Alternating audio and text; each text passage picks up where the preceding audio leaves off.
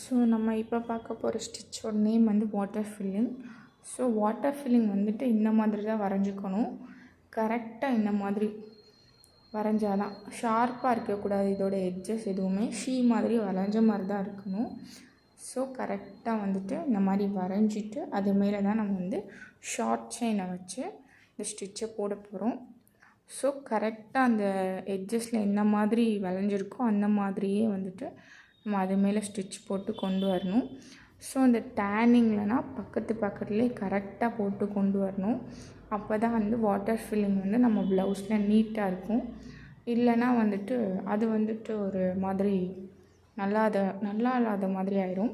So இந்த water filling நம்ம ப்ளவுஸில் எதுக்கு யூஸ் பண்ணுவோன்னா, நம்ம வந்துட்டு ஒரு கிராண்டான ப்ளவுஸ் போட்டுட்டு இடையில இருக்கிற அந்த கேப்பை வந்து ஃபில் பண்ணணும்.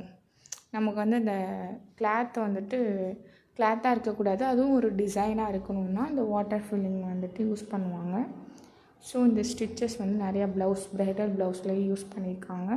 அண்ட் இதை பீட்ஸ் வச்சும் கூட யூஸ் பண்ணியிருக்காங்க. ஸோ அந்த பீட்ஸ் வச்சு போட்ட ப்ளவுஸை கூட நான் வந்துட்டு இந்த வீடியோ எண்டில் வந்து ஆட் பண்ணுறேன். இந்த வீடியோ வந்து ஃபுல்லாக பாருங்கள். எட்ஜில் வந்துட்டு இந்த மாதிரி